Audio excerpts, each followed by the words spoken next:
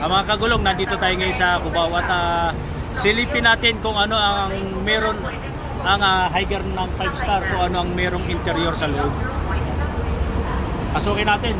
Tayog po ang line nito, tayog. Yan, yan. Bagong-bago po itong basa to. Ayan. Silipin natin sa loob.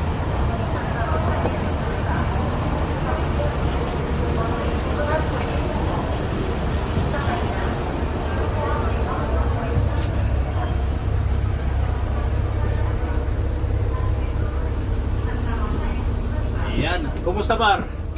Okay lang, sir. Okay naman yung ating bagong-bagong bus. Ay, napakaganda po siyang imaneho. Relax na relax po yung mga ating mahal na pasahero. Ayan.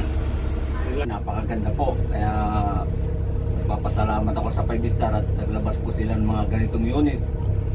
Napakagandang bus at comfortable siyang sakyan ng mga ating mahal na pasahero.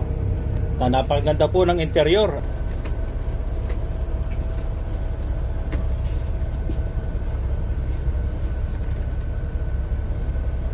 At interview naman natin ating konduktor na si partner Parsamento. Ayan.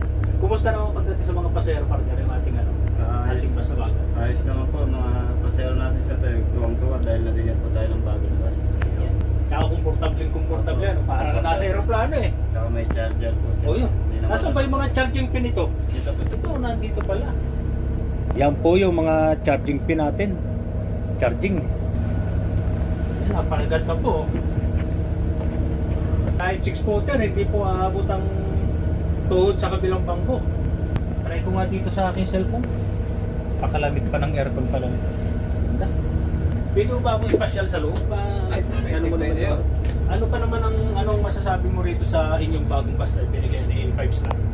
Napakaganda po. Napakaganda po siya. Na relax po yung ating mga pasahero. At unang-una yung charger po natin, dalawa, nalobat, at least may ano po siya agad. Pero Charger. kapag charge na, no? Relax lang po siya, hindi po siya matagtag. Pati na itong safety. At may hammer pa pang basag ng salamin for emergency at ang kanyang kisame napakaganda. Ayan, kabi-kabila po yung hanger niya. Tsaka ito yung ilaw sa... Ayun, meron po tayo. At may camera pa, ayan, for safety po lahat ang naisip na 5 star para sa mga mahal natin pasahero. Yan Ayan, po sa yung mga harap, CCTV meron din. natin na naka... Ah, ulit At sa may dito driver sa, side, yan. sa meron din bus. doon. At saka meron din pang hammer pa, pambasag ng salamin. Yan. At meron din po tayong fire extinguisher. Siyempre hindi mawawala yung fire extinguisher natin. At meron din camera sa harap. Yan. Yan. Mga dashcam. Partner, pasyal mo naman ako sa labas para sa history ko natin para malaman natin kung gano'ng kalaki.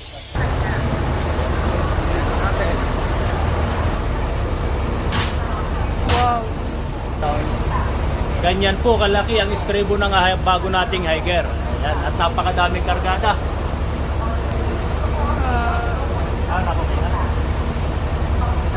Sa pamasahe natin, magkano ba hanggang Cubao to Tayog? Magkano? Bali 447 po sa regular.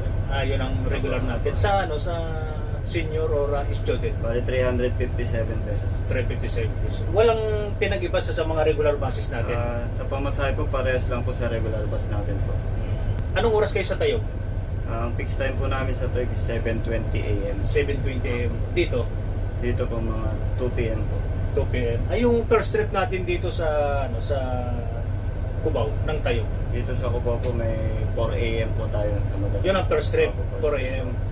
Ang last trip, Last trip po nasa 9 to 10 PM po. 10 PM. Yung ang ibig sabihin, pag halimbawa yung first trip ng alas 4, every hour na yun. Every Yung hour biyahe na po yun.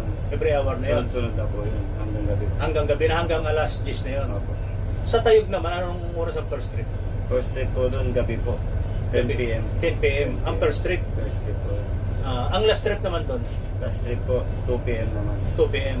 Yung alas 10 na yun na first trip natin sa Tayog, every hour na uli yun. Sunod-sunod na po. Sunod-sunod na rin yun. Bali ngayon po ginawa na po 40 minutes na po. 40-40 nilang. 40 na. 40 minutes na lang po Dahil pala ngayon. dumami na po yung bus na tayo.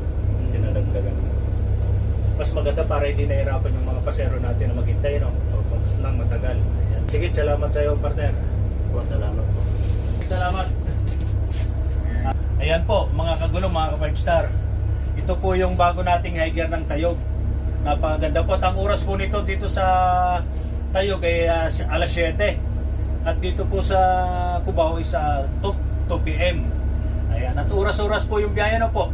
Ang last trip po dito ay alas 10 at ang first trip ay alas 4 ng madaling araw. Yung po mga nagtatanong dyan ano po, yung po yung oras. Ang first trip po alas 4 ng madaling araw at ang last trip po ay alas 10 ng gabi. At sa Tayog naman po, ang first trip naman natin doon sa Tayog na papuntang Cubao ay sa alas 10. At ang last trip po pala doon ay 2 p.m. Yan. Yun. Pagpasok po ng alas 10 ano po, alas 10 hanggang 2 p.m. Every 40 minutes na po yan. Round the clock na po yan buwagay ang ating mga bus sa Tayog. Ayan, yung po yung mga nagtatanong yan po at binigay na po namin sa inyo ang inyong ang impormasyon para po sa mga biyaheng Tayog na palagi pong may nagtatanong sa page.